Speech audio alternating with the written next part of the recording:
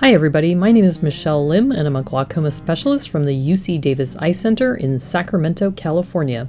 I'm going to be talking about the ab interno repair of a cyclodialysis cleft. This gentleman had had a prior cyclodialysis cleft repair, but it had failed, and you can see there are two areas of open cleft right where the arrows are pointing. In a second here, I'm going to strum on the outside of the eye with a muscle hook, and that's going to gape open the cleft so you can see them a little bit better, especially that one to the right. I'm going to make two incisions here, one inferior and one temporal, and I'll tell you why in just a little bit. The needles that we use are an STC6 and a CIF4 on a tenoproline suture.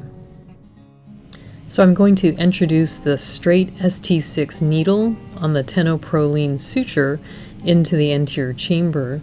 Luckily, this gentleman was pseudophakic. He had a deep chamber and a very clear cornea for a good view, so he didn't have to worry about damaging a crystalline lens.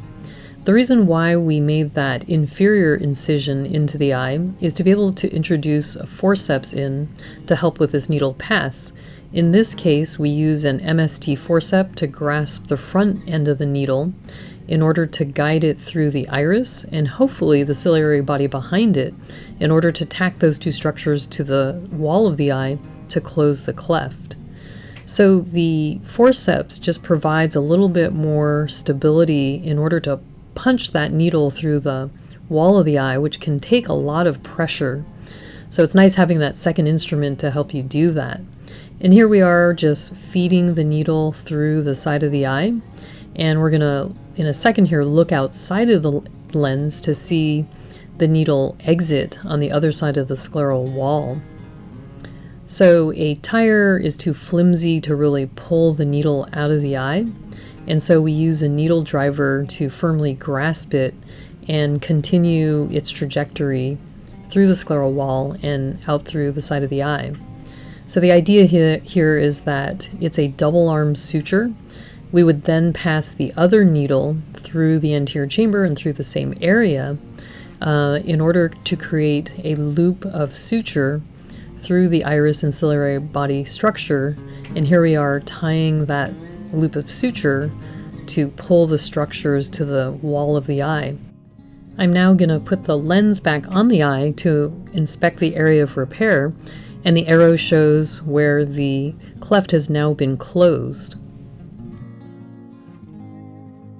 This is a nice pre-op UBM image of the cyclodialysis cleft at the 4 o'clock meridian, and this is a post-op image of the area with the cleft now closed.